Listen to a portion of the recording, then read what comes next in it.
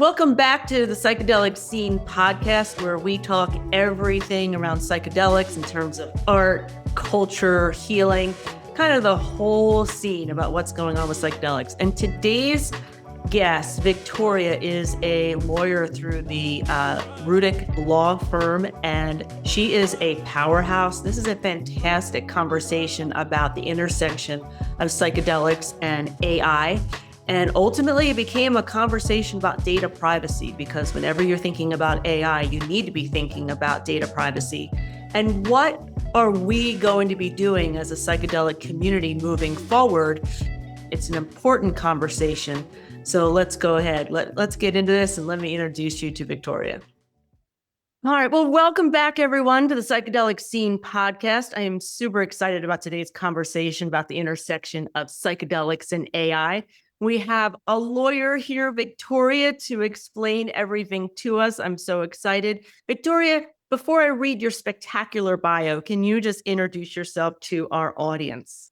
Hi, everybody. My name is Victoria Cvitanovic, and I'm an attorney with Rudek Law Group. There you go. Now, she is of counsel at Rudek Law Group, where she focuses on psychedelics, cannabis, cybersecurity, social media, corporate, and healthcare law. And before psychedelics, Victoria was a prosecutor and then a corporate and healthcare attorney. So she knows her stuff, folks.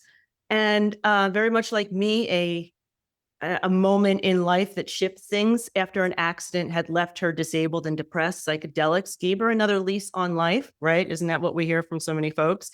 And she transformed her practice to reflect the change she experienced firsthand. And now she's here because she devotes herself to helping people build a world where psychedelics can be accessed safely, affordably, and ethically. I mean, if our audience isn't applauding right now, I am, because isn't that the goal, right? It's definitely my goal. And I think that most people share that. I think most people want to do this work in a way that aligns with their values. And in our world, that can be really hard. It really can. So give us your origin story. How did you find yourself on a Psychedelic Scene podcast talking about psychedelics and AI? Sure. So I was a prosecutor when I got out of law school, and I focused on major crimes and narcotics. And I saw a lot of things that made me really disappointed. I think a lot of people who go into public service after law school are excited about the idea that they can create change from the inside and be the progressive people that they want to be in the institutions that have lasted so long and been the backbone of this country's criminal justice system. And I was very much like that. I took this long and short view of justice where I believed that I wanted to live in a world where we didn't need prosecutors and where no one went to jail. And I wanted to create that world, but I also realized that people were on the docket tomorrow. And that if the person standing across from them who was prosecuting their case didn't view them as a human being that was fully entitled to all of the rights that all of us are, that person can't wait for us to change the entire world. They need that progressive person right now. So I really believed in that. And it was a privilege to get to exercise that part of my own ethical credo for so long. But over time, I started to become disheartened. I saw so many people being prosecuted that I thought should be patients. And I started thinking, we're in this absolutely rich country with so many brilliant people who work in healthcare. And there are so many people who should obviously be patients. These people obviously have health issues that are leading to this behavior, and they're being prosecuted. Why is that happening? And so when I left, I went into big law, and I devoted myself to learning as much about corporate law and finance and cybersecurity and data privacy and healthcare law and how all those things work together, and how kind of the flow of money through deals and through technological developments results in some of the outcomes that I was seeing. I felt like I had this opportunity to learn why it was that I was so upset and be able to advocate for some policies and some change that I thought would make the world a better place based on knowledge from several different angles.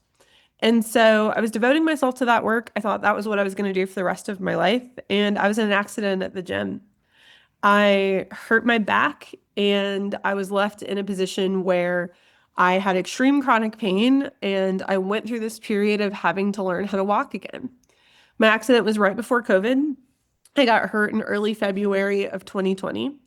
And so I was facing all of this in an increasingly isolated environment with extremely, extremely high amounts of pain. And the expectation on lawyers during the pandemic really was business as usual. You know, you look back at the technological revolution that happened with remote work in 2020, and the earliest adopters in many cases, not in every case, of course, but in many cases, were attorneys. And so the thought process was you're still going to court, it's just on Zoom. You're still going to bill all these hours, it's just, in a different way. And so the expectation was that we wouldn't process what it was that we had been through. So I had been through this massive change with my body and gone from someone who identified as athletic and able-bodied and who enjoyed working out and all of these things to someone who could barely move, who couldn't stand without assistance, who was in extreme pain, and also in this increasingly high pressure, isolated, and terrifying environment. So things were scary. And I was becoming really depressed. And I felt really guilty about being depressed. I have an incredibly supportive husband. I have great friends. I had a job when so many people were losing theirs. So many things in my life were going right. I practiced Zen Buddhism, and I had a really, really tight meditation and religious community that was also supporting me. And even with all of the support, it was like my mind was still wrapped in this depression. Yep. And so a client, wonderful client, came to me and said, Victoria, you're suffering and you don't have to. You're a candidate for psychedelic-assisted therapy, and you should give it a try. And I remember just laughing at her and being like, no, I'm not going to do that. Have you met me? Yes. I come out of law enforcement. I'm this Buddhist that won't even touch alcohol. Like, I'm not going to do drugs. Not that person. Right. Yeah. And so she was like, oh, you will. Don't worry about it. You will. She was so confident. And like, there's nothing in this world that can stop a really confident woman. And I learned that because she called my priest. And my priest, who is brilliant, asked me this question that changed the course of my life. And he said, are psychedelics about connection or are they about escapism? Oh. Well, we could spend hours on that conversation. Okay. Yeah. All right. But for me, it clicked all of a sudden. It was obvious to me that my community wasn't coming to me and saying, you should do psychedelics. So they were like, Victoria needs to get high and like not think about her problems for a little while. That wasn't the intent. The intent was very much, we want you back. You're holding on to too much stuff. This accident has given you a lot to hold on to. And the only way that you can hold on to us and hold on to it at the same time is if you can put some of this stuff down.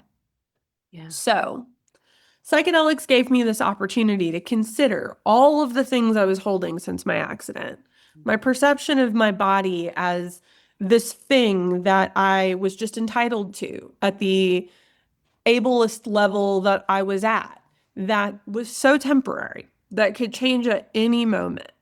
My perception of myself is somehow worth less if I could do less things physically. My perception of myself is somehow too young or too inexperienced to tackle becoming disabled. All of these kind of stumbling blocks that psychedelics allowed me to look at more objectively and go, does that really make sense? What's that story? Is that a story? Yeah. Yeah. Do you really need to hold on to all of this? Yeah. It happened for me. And I remember coming out of my first experience and I'm holding that client's hands, who was my practitioner for my first experience, and telling her, oh my God, I have to look at your insurance. Right now, you have to let me look at your insurance. That's the first thing? Yeah. Because this couldn't go away. Oh. I was the recipient of psychedelic-assisted therapy in the South in America. Like, I was the recipient of psychedelic-assisted therapy in Louisiana. This was not a part of the country where at the time, or really even now, there was a ton of opportunity to do this safely and legally. The ketamine clinic that I was the beneficiary of was taking a massive risk just by existing, Uh-huh. much less reaching out to lawyers and reaching out to other people and saying, we can help you. Right. Um, and I felt this extreme need to stop the crisis that I could see coming from happening. I needed to make sure she was safe. Mm-hmm. And so my first integration session, I sat and read insurance policies for a ketamine clinic and helped the owner of that clinic make some strategic decisions about how they were going to change their operations in order to reduce their risk. Just Wow. help them stay around longer. Okay. And so my practice started in psychedelics from there. It became ketamine clinics, and then it became people using cannabis for medicine, and then it became recreational markets and retreat centers. And then it became regulated psilocybin and legal efforts to change policy. Mm-hmm. But I had to choose eventually between my corporate practice at a traditional law firm and my psychedelics practice. And for Oh. me, my psychedelics practice was the opportunity to combine everything I had ever learned about Mhm. healthcare, about tech, about privacy and cybersecurity, about corporate law and finance and investing, and about criminal law and the things people face, the consequences of breaking some of these laws from our prohibitory era as a Right. country. Right. It was this opportunity for me to do it all. And all of a sudden, everything I had been through made sense. And I had this opportunity to live in alignment. Mm-hmm. So I left my prior law firm and joined Rudek, which is an all-female, all-plant medicine focused law firm. I run the psychedelic side of the house and the cybersecurity side of the house. And so I get to put together all these pieces of what made me a person and do it as a lawyer who gets to help other people. You know, what's interesting about so many people who've been through an experience like yours, an experience like mine of I wasn't about to do psychedelic assisted psychotherapy and boom, all those stories that had been fueling me, wait a minute, let's take a second look at them. I think what's really interesting about some folks, we can look back and see all of the skill sets and all of the knowledge that we accumulated and how beautifully they fit here. So wow, kudos to you. And I'm so excited. I mean, a female owned and run law firm. I mean, we're right there. We're right there.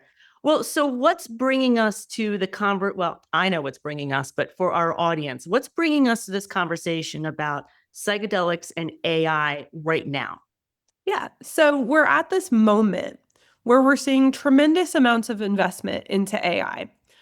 Just a couple of weeks ago on a podcast, we heard Sam Altman even say that AI is getting too big to fail, and we're seeing the government become the insurer of last resort for these hugely quickly growing industries.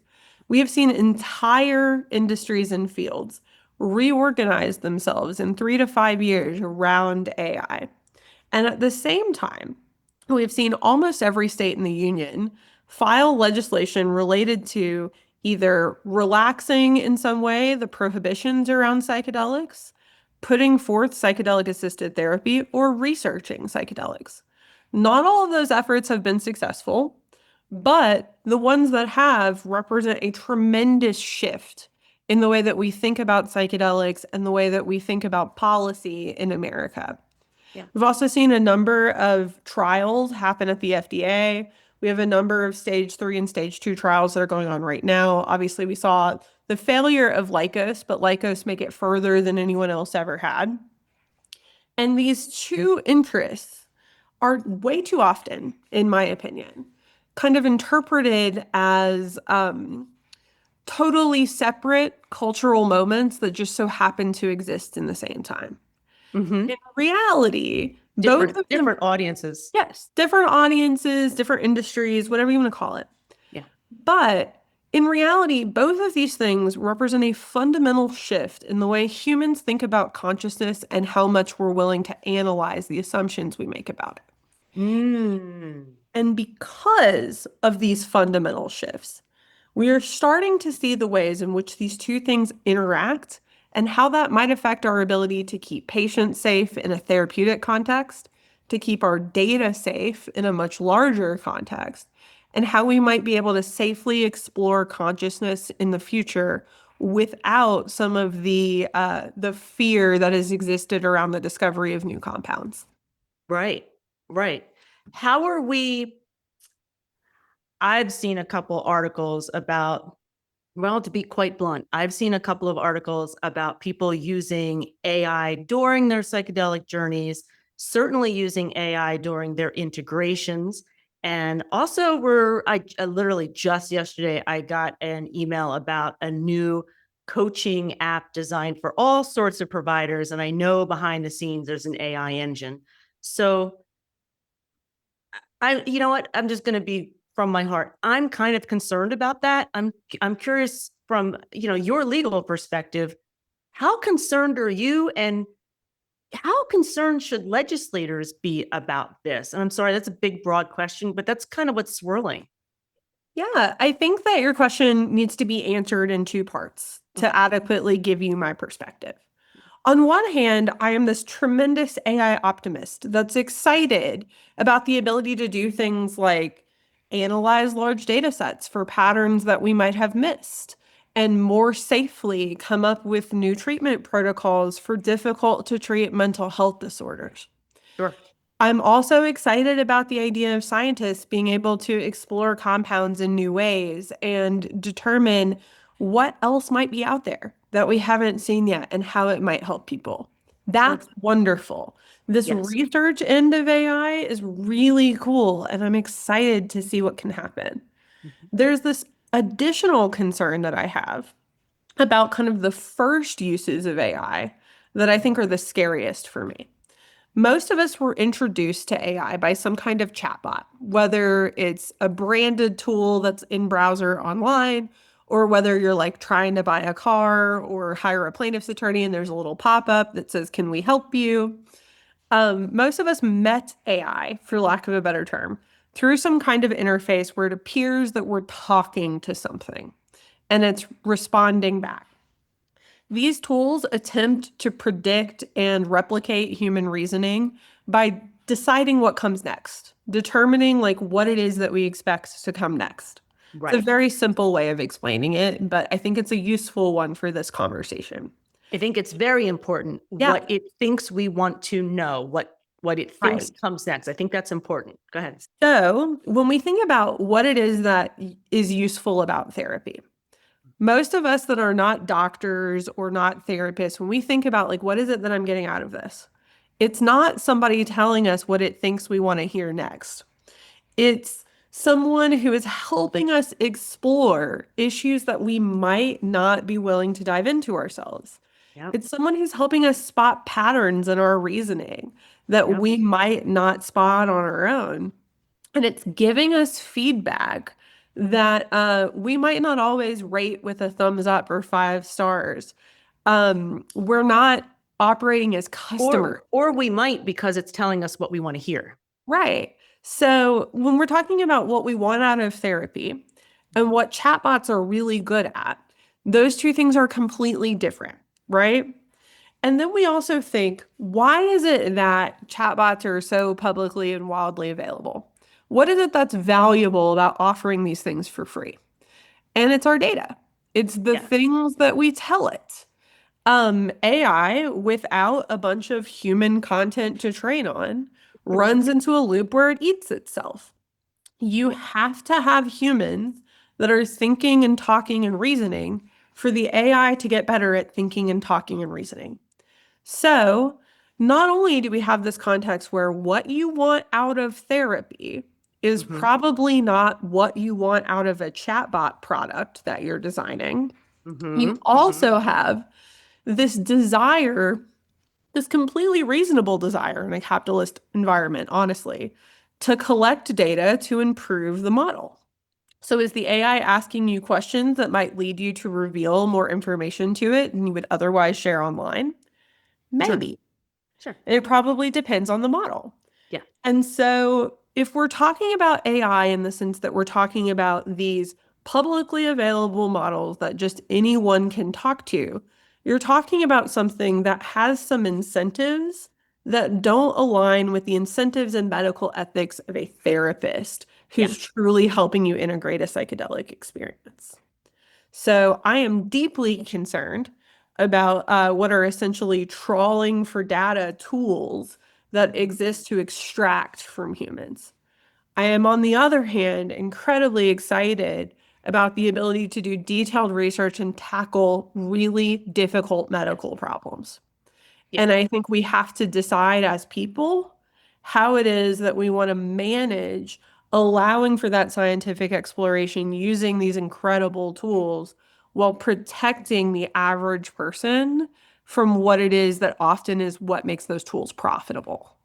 Sure. I think I have come from my stints at Microsoft and Amazon, and I've learned very clearly if there is no cost to a technology, you're the product.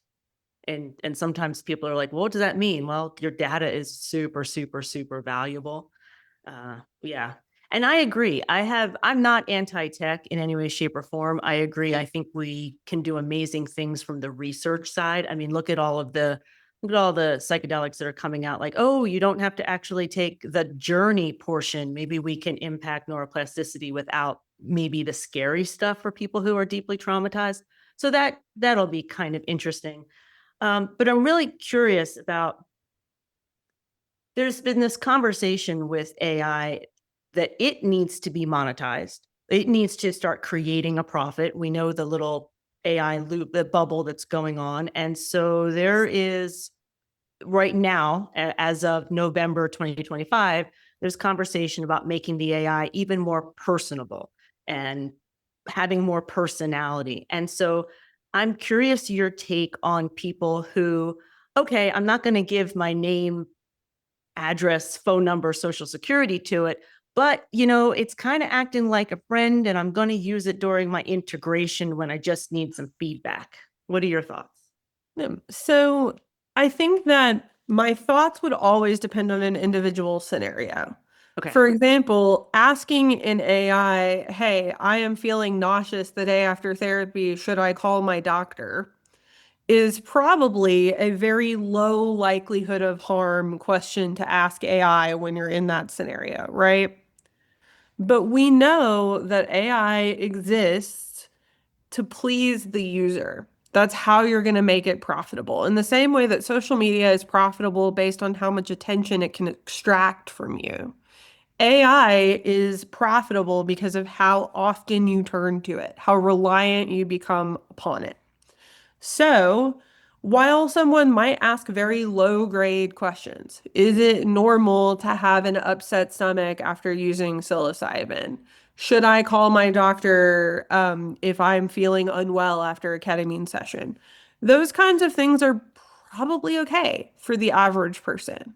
But Hmm. when we're talking about serious conversations about integrating tough and challenging experiences, making decisions about your mental health. This thing has no relationship to you. That's what's important. It has no relationship. It might sound like it does. Right. But it exists in complete isolation from you. You are one user in billions of potential users. Your well being is not important to the AI. Right. And so, for somebody who's in a fragile state, it can be less intimidating to reach out to an AI than to a person. And I understand why somebody might fall into that process. But I want to encourage everyone to recognize that ultimately psychedelics are not about escapism, they're about connection. And the connection that you felt during your experience was real and existed and mattered. And it's not going to give you everything that you need from it if you don't feed it. And you have to feed connection with connection. You Mhm. have to reach out to another human being. I love that. I always tend, oh my gosh, I might have to steal that line. You feed, oh yes. I've actually always said, like people have said to me, well, why don't I just go do some mushrooms or something by myself? And I've tried to explain that trauma usually happens with a feeling of isolation. You're not able to deal with the emotions or especially in childhood stuff. And we heal in community. We heal with that other person being there to witness those emotions and help. And I almost feel like for some folks, they have to experience it to believe it, but it's a thing. It's a thing. It really is. And like when we talk about the intersections of psychedelics and AI, what Mm-hmm. we are not saying is that there is no place for some use of apps or use of chatbots or whatever. There are definitely reasons why an app might incorporate an AI that can help you Absolutely. ask about possible drug contradictions, fill out your forms. Like all that makes sense, right? Yep. But the Yep. connection part, the healing part cannot be outsourced. No. There is no profitability in your personal healing. I don't understand why you would take a device that exists to be profitable and expect it to heal you. That expectation is broken. I think that's the winning line here. Why would you expect a for-profit technology to be invested in your healing when reality is the more you use it, the more profitable it becomes? It's absolutely kind of a yeah, yeah, that doesn't work. All right, well, so we know this is happening. Just, you go on Reddit and you hear what the decisions people are making right now sometimes on Reddit. I'm just like, no, please don't ever do that again. But um I have I have a real concern that the horse has escaped the barn. And I really don't know what can legislators do? Like, how can we start to protect people who don't have this level of knowledge around psychedelics, certainly, and certainly around not this level of knowledge around AI? Like, I think we need to protect people, and I don't know how we start. I feel like the horse got out of the barn. So help me. I think there are a number of problems, and we have to decide as a community how we want to solve them. Okay. The first problem I think we have is that there is no one universal cybersecurity law or data privacy law that encompasses everything in America. Okay. We're not like Europe where we have the GDPR or parts of Asia that have these really comprehensive laws. Right. All 50 states and all of the territories have some individual cybersecurity data privacy laws that may be really comprehensive, like California or Colorado, and might be really piecemeal, like my home state of New Mexico. Okay. Um, these bits and pieces of regulation that overlap and sometimes contradict each other, where we have some regulation at the federal level when we talk about things like HIPAA, high tech, or COPA, or these other schemes to regulate certain types of information. And then we Mm-hmm. have all of these piecemeal state laws, and companies have to comply with the laws that are in effect where the data subject is, not where they're located. So Okay. national companies may have to comply with every one of these differing laws. Okay. Um, it makes regulating cybersecurity really complicated. And so when we start talking about how AI extracts and uses data, Mm-hmm. regulating that at a national level would represent a massive step towards a more comprehensive national cybersecurity data privacy law. Um, on one hand, that takes a lot of power out of industry, and a lot of people Right. might advocate against that because they say that It's they good want enough. these businesses to be innovative. On the other hand, states might say, we want to be able to let our citizens decide how strictly they want to be regulated. And we want to let our citizens decide what happens to their data. As a psychedelics community, as a group of people who are interested in the expansion of consciousness through these beautiful experiences that we've all had, we haven't really decided with a unified voice, in my opinion, whether privacy is a community value. Yeah. To Yes. me, that's the first step in psychedelics intersecting with AI in a responsible way. Mm-hmm. Like cannabis, and medical cannabis in this country exists largely because of the efforts of disabled people, people suffering with HIV/AIDS, and the people who were their caretakers. Mm-hmm. Disabled people led this charge forward, only to be largely forgotten when regulated cannabis in a recreational or adult use context came. Yes. Psychedelics have had a much different history. We saw a lot of recreational and research-based use. We also saw a lot of disability advocacy. Then we saw prohibition happen. Yeah. After years and years of prohibition, we have seen this reemergence of the scientific community's advocacy, the disabled community's advocacy, the veteran community's advocacy, and several other communities that all have their own opinions about why it is that psychedelic law in this country needs to change. Mm-hmm. One way that we can protect the most vulnerable people among us, the people whose medical history, whose really intimate details of their lives are going to be involved in their treatment, Mm-hmm. are by considering privacy from the perspective of someone who needs medical use or Mm-hmm. who needs disability related use. Under that Yeah. umbrella. We start there. What would it be like if I became disabled? The disability community is the only community any of us can join in a couple of seconds at any point in time. So if we start there, we start and go, if I was in a vulnerable position, would privacy and cybersecurity be a value I advocated for? Think Right. that can guide us to make a correct decision about, do we consider privacy a community value? Mm. And from there, we can start to shape psychedelics policies that embrace both the fact that we all want the data to show that these programs that states are implementing work, and we consider privacy to be a value, a human right, something you're entitled to. And we Mm-hmm. want to create the norm that you can't just have my data for free. Mm-hmm. That is the first step. I think the challenge sometimes, at least with some of my friends who are not super techy, is trying to explain to folks it might not seem like a big deal now. I mean, I know in this country we've had, some horrible terrorist stuff and we easily gave up some of our privacy in, with well, we can't have this happen again.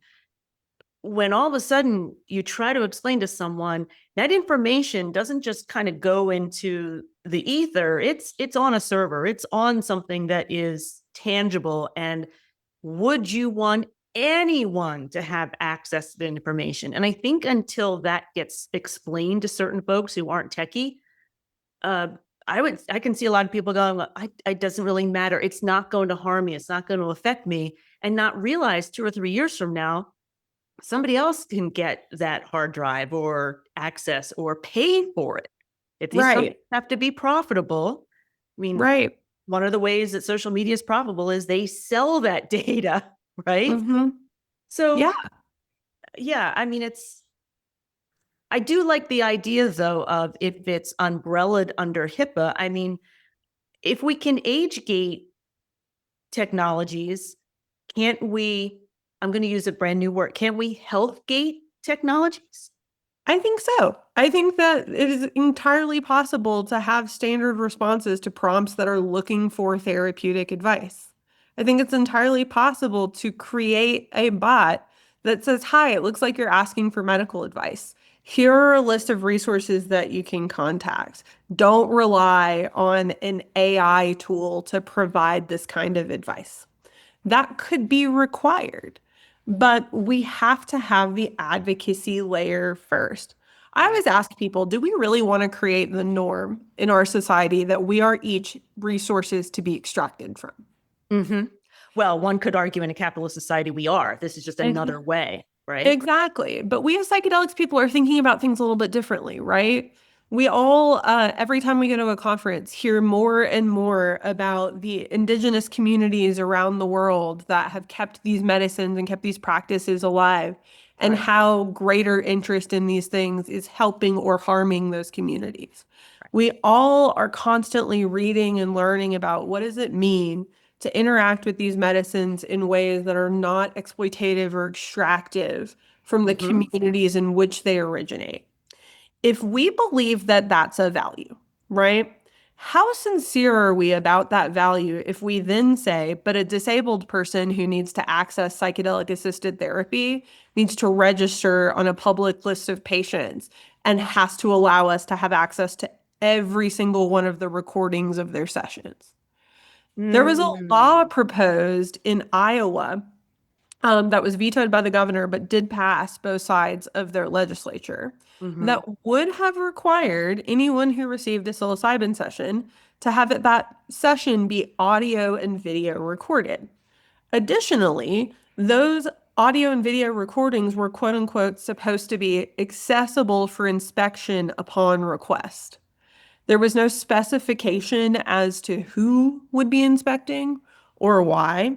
I'll remind you that you can't really anonymize both audio and video recording and have it still be usable. Right. So, Especially not the video. the law that was proposed also required that people be clinicians, meaning that if those clinicians were taking insurance in any way whatsoever for other Okay. services, not psilocybin services, HIPAA is in for a penny, in for a pound, right?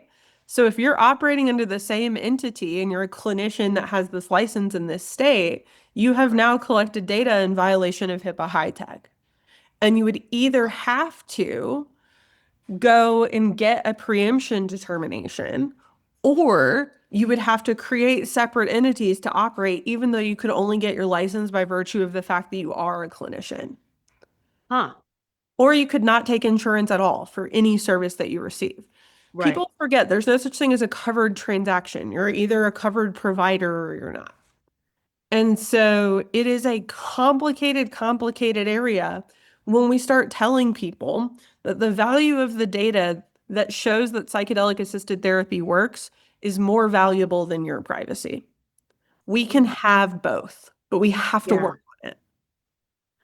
Yeah, and I'm one of those people that tells folks all the time, for a variety of reasons, audio record your sessions. Number one, you're going to want to listen to it later on. It's amazing what your subconscious says. Number two, ethically. You know what? If you're dealing with someone, let me rephrase. Ethically, when it's recorded, you know exactly what's happening with that provider, things of that sort. I've never suggested video. I can understand why a clinic would want to protect themselves with video. I can understand that side, but I don't. I'd have to noodle if that would actually be beneficial to the patient or the client. Voice definitely, but I mean voice. I don't know if you run into that many issues with HIPAA with voice. Am I right or wrong? It depends on how it's stored and how it's anonymized. Oh, I often hear people say things like, I use HIPAA compliant software or I use HIPAA compliant AI. And I uh-huh. hate that phrase because it implies that no matter how you use it, it's still HIPAA compliant. Even if something has the protections in place to comply with the security rule, you could still violate the Still privacy violate. rule. It's all about not only having the correct cybersecurity mechanisms in place, but also managing data in a compliant way, right? Yeah. So, Yes. like, if you're recording voice recordings and then storing them on an unencrypted server that just anyone can access, maybe that's a different scenario than if you're storing them properly and deleting them after the correct amount of time and all of those things. Yes. Um, I Normal, think we not normal data hygiene.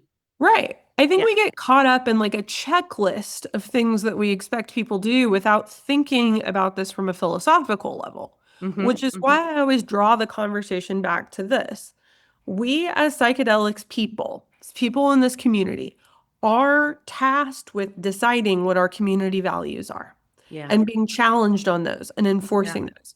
If we want to be a community that advocates across state lines, across country lines, across borders for the things that we think are best for this community, we have to have a consistent list of values. And is privacy even on that list? It's so interesting. Not being on your side of the table, it didn't occur to me that we would have to protect privacy in this way, probably through the mechanism of a cybersecurity lens. I hadn't taken it that far. In my mind, it was putting some legislative limits, um, more like what you talked about earlier, that when somebody types in XYZ, they can't get ABC, they can only get EFG. I thought that was really Right. interesting. So where do you think we're going? Like the next, I'm not going to say 10 years because oh my gosh, I'm almost tempted to say the next 2 or 5 years. Like where do you think we're headed? I think a couple of things are going to happen. First, I think we're going to see an explosion in psychedelics research Hmm. because of access to AI. Yeah. I think that people are going to discover new compounds or new treatment protocols or analyze data sets that are created to discover new ways to prevent harm and to heal people. I think that's really cool. I think so too. So that's my positive, exciting, happy part. The next thing I think is going to happen is I think we're going to wrestle with this question of how much data do we want to collect and how do we want to store it and whose obligation is it to give us that data to prove that the legislative efforts that we're using to take down stigma and reduced access to psychedelics are working. This Okay. question of where the line is, what is it that I'm going to collect? How is it that I'm going to protect the person I collect it from? And how is it that I'm going to use it to prove that everything we're advocating for is correct, going to Mm, work? And then the third mm, thing I think is going to happen is I think the psychedelics community is going to have to wrestle with the environmental consequences of using AI. hmm. As more and more data centers are built, as more and more damage to the environment is created by generating the power needed for this kind of computing, Right. we as a psychedelics community that advocate very often for things like protecting the environment where these plants are native or where these fungi or cacti are native are going to have to deal with how do our values stack up with the way that we use AI in our work. Are we taking steps as individuals and as a community to limit our environmental impact in a way that actually aligns with our values? Mm. Yeah, you just stopped me on that one. It is really so true. And I don't know if people really have that understanding until they start to see their electric bills going up. They start to see exposés on TV of folks who were living a perfectly lovely middle class life, and suddenly a data center went in, and there's like noise pollution. And um, I think that's really interesting. Can I ask your opinion on when we talk about the psychedelic community? I think some of the concerns is that the psychedelic community, I'm putting this in quotes, is going to become the business folks, and so are they going to be really representative of the entire psychedelic community, or are they just going to be focused on fiduciary responsibility to, board members? Yeah, I think that's a really good question. And I think that when we say the psychedelics community, what we're really talking about is, I think, what Democrats used to call a big tent, Okay. where we had many different communities that all had one thing in common or a Mhm. few things in common and very little else in common. Mhm. One of my own personal missions, and I think that this should be a value that people share, is that if you know something, find a way that you can afford to share it. Maybe you can't share it for free all the time, but you can be on podcasts or you can create some free content or whatever. Because ultimately, you can only have as much of a voice as you have knowledge to share. You might be able to yell really loud, but if there's no substance to what you're saying, it's not going to have a long-term effect, right? Not gonna So stick. if you want to advocate against capitalist policies, you need to understand how investment and predatory financing work. If you want to advocate for privacy and data security, you have to understand how data flows work and how current privacy laws interact with the realities of business as they currently exist. If you Mhm. want to advocate for decrim, you need to understand the criminal justice system and why it is that decrim efforts have not been as successful as we'd like them to be up until this point. Right. All of this information is out there, but it can be kind of hard to access, right? And it can be kind of hard also when you believe that you're against something to then sit down and learn about it. The Right. number of psychedelics people I talk to on a weekly basis who don't want to learn about finance because they don't want to be seen as capitalistic, who Right. are then taken advantage of in a business deal or a partnership later hurts my heart. Like it hurts my heart. You are allowed to learn things and then go, I still don't think this is how it should work. Mhm. You're allowed to access this kind of knowledge and then go, I'm not going to choose to use this knowledge in the way that I do my work. Yeah. Knowing is so unbelievably important. So, to the extent that you're concerned as a person out there, listener, Mhm. about the psychedelics community and the voice of business, I really encourage you to share what it is that you know in some way that you can, where another person can access it for free. And while you can't do that all the time, you can probably do it once or twice. And that will help us defend against seeing our values shift to match the values of shareholders. You know what? I mean, talk about the idea. One of the things that you mentioned as we were like thinking about this podcast, you talked about psychedelics as amplifiers. And they are. That's why, if you're feeling upset, you might not want to do that mushroom journey, right?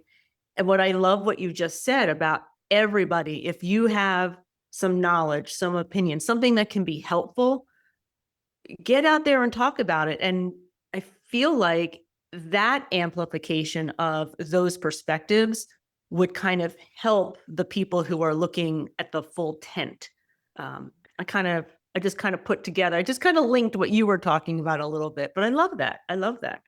Well, so, one of the very, very sophisticated questions you gave me that I would not have come up with by myself is, so if somebody is, we've got a really broad audience here. If someone is in a position of influence, way more than Jill here doing this podcast, they're writing policies, they're leading clinics, they're launching products. What's the one question, considering everything we've been talking about, that you wish they would consider before making these big decisions? Like, what should they really focus on when they're affecting people's health? So what should they focus on? So I'm going to answer your question differently for a policyholder and or a policy advocate and a Okay, business owner.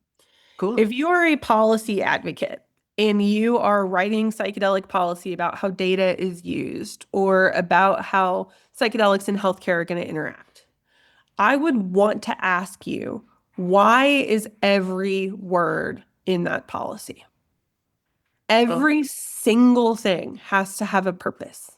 We fall into defaults with regulation and with organization and with policy, where we copy and paste things from, say, medical cannabis, or we copy and paste things from other cybersecurity laws. Psychedelics are unique. These things affect people's consciousness in ways that other substances don't. yeah. If you're going to regulate something, if you're going to require that certain data be given to you, if you're Hmm. going to require that patients register on a registry or submit to some kind of diagnostic procedure, why? What is the actual safety benefit? And what is the cost of obtaining that benefit? Hmm. Every regulator is going to constantly have to choose between safety and privacy. And those two values are never going to completely align. You can only make things more safe by having information, and you can only keep things private if you limit what's collected. Hmm. So, why is every single word that you've written down? Why is every single regulation? Why is every single piece of data that you've asked for asked for? Being able to explain that transparently is Hmm. essential to building the kind of trust that's going to allow for broad, widespread medical access, as well as to lay the foundation for questioning the current prohibitory environment in which we live. Oh, you know what? I mean, you can always learn from the past and take templates, but think about I don't want to use the word starting from scratch, but in a way, starting from scratch. What does this sentence mean? What does this sentence mean? Do we need it? Do we not need it? I love that Yeah. approach. Okay. Why? It's all about why. If you're going to ask me for something that's mine, my data is mine, your data is yours. Why? Why? It is an absolute human right to be able to live a private life Hmm. and to be able to exist independently in your own mind. Every time we invade that, we need to know why. It doesn't mean you never can. It means you have to be able to explain it to me. Sure. Okay. Yeah. Okay. Yeah. Yeah. For a business owner, for someone who's leading a clinic or who is operating some kind of entity in the space that seeks to make profit, seeks to like be something that provides a living in capitalism. Hmm. I would ask you two questions. One, can you define why your service is valuable to me? Why? Why is it valuable? Okay. Once again, why is what you're offering valuable? Why is this not simply extracting resources from someone? Mm-hmm. What is it about what you're doing that is unique and different and safe and effective such that a person should give you their money? And then the second thing I would tell you to ask yourself or your team is, have we done everything that we can to ensure that the people who walk through our doors are viewed fully in their humanity? Mm-hmm. That means protecting their data as if it were your own. That means letting them know what you're taking from them and why. That means giving them all of their options. That means being patient. That means staying abreast of local laws and resources such that you can refer someone who has a question you can't answer to somewhere they can get that question answered. Mm-hmm. It means Mm-hmm. taking some responsibility for saying, this is a constantly changing field and a constantly shifting community, and I am only one small part of it. Mm-hmm. And so, because I'm only one small part of it, I need to make sure people who come to me and see my small part of this community feel safe asking other questions and getting information from other places. You actually just described the appropriate behavior of a facilitator. It was so funny as you were kind of going, I was like, yep, yep, yep, yep, yep. Yeah. All Yeah. right. My favorite question. What's the question that I should have asked you or that you really want to answer and I didn't get to? Oh, I think that's a really good question. Um, I would have asked me, like, what are your dreams for the intersection of psychedelics and AI? What is the most optimistic outcome that you could see? And for me, it truly is being able to reduce the cost of research and analytics such that the scientists and the academics who have devoted their lives to Uh-huh. pushing our knowledge about how to heal a little bit further can do so without so much dependence on grants and the next round of funding and how little money they can spend. Okay. I really think that we have this opportunity with AI to support smart people, people who have gone without working in industry and making the millions that they could to stay in academics and stay in research and really look at what it is that we can do to heal each other. Uh-huh. Those people who are often making $30,000 a year during a PhD for decades and decades deserve the opportunity to make humanity better. And with AI, with the ability to simulate some of these experiments and being able to analyze data in a cheaper way, we might be able to free up a little bit of money to pay those people more, to Yeah. keep them a little bit safer in their lifestyles, to allow them to devote a little bit more to research. Mm-hmm. I truly think that we have this unique opportunity as a country to say we want to support knowledge Yeah. and we believe in you. We believe in your ability to make humanity better. Those who have dedicated themselves to all of us, whether we agree with them or not, are important. And my dream for use of AI and psychedelics would be to use it to reduce the cost of research such that people can devote themselves to pushing knowledge forward. Oh my gosh. Number one, you had a fantastic question. Number two, you had a fantastic answer. Thank you. All right. So, for the folks who are listening and have, I'm sure we've generated a lot of questions. I guarantee you're going to be back at some point.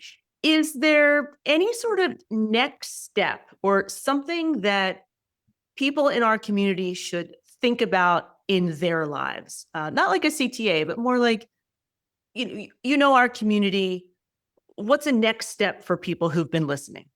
Yeah, so I think a first step for people who've been listening to this is to just sit down and think about the ways in which you extract data from other people Mhm. and the ways in which you give data up on a daily basis. Yeah. The next step from that would be if you have a job or own a business or have some sort of community engagement area like a podcast or an Instagram or something like that. I would think about how it is that I collect data, how it is that I explain to people why I ask for their data, how it is that I store it, and how it is that I eventually get rid of it. Yeah. If you don't know how those things are happening for you, you might really have a problem. And if you need help, reaching out to a lawyer like myself who does cybersecurity data privacy audits and helps people come up with a compliance plan can be a good next step for you. Might not be required for you right now, but as your life gets more complicated, your business, your social media presence, whatever it is, gets more complicated, it's time to think about, do I have a comprehensive compliance plan? The third step that I would give people before I go would be this. If you send out any form of commercial email, Mhm. please Google the Can Spam Act and make sure that you're compliant with it. I never realized before I practiced in psychedelics just how many people don't know about Can Spam and the federal requirements on commercial emails. I regularly attend conferences all the time where I excitedly sign up for people's email lists Ah, only to receive thousands of emails in violation. I know. Yes. And keep in mind that thanks to some recent FTC adjustments, the Can Spam Act results in an over $53,000 fee for every email in violation. So be careful out there. Google the Can Spam Act. Call me Okay. if you need some help complying. But understand that that's a really easy and simple way that all of the psychedelics community can show that we're being responsible with the email addresses people give us. It's so interesting you said that because when I started my mailing list, the first thing I did was, what are all the legal things? Because I know from data privacy stuff. So yes, a huge, huge step. Well, with that said, where can people find you? Because now you've got a whole bunch of people saying, I need some personalized, I need a consultation with Victoria. So how do they find you? Sure. So I am available at rudeklawgroup.com. We have a form that you can fill out to get in touch with me. My email address is vcvitanovich@rudeklawgroup.com. You can find me on LinkedIn as Victoria Cvitanovic or on Instagram at Victoria_verified. Please keep in mind that anything I've said on this podcast is not legal advice and that I'm not your lawyer unless you sign an engagement letter with me. With that said, if I might be the right lawyer for you, I'd love to have a consult and see if we should work together. Fabulous. And we'll make sure to have as much of that in the show notes as possible. Victoria, you are definitely coming back. This was fabulous. I have about 15 other questions, but I'm a firm believer that podcasts should be in manageable bites. I want to thank you for your expertise and for joining me today. Thank you for having me, and thank you to the community that listens here. This was a really wonderful experience. Oh my goodness, what a fantastic episode to remind us, those of us in the psychedelic community, that there are real repercussions to where we decide to share our information and how we choose to move forward using AI in any capacity related to business, related to healing, in relation to even figuring out contracts and moving forward. I am indebted to Victoria. I thought this was a fantastic conversation.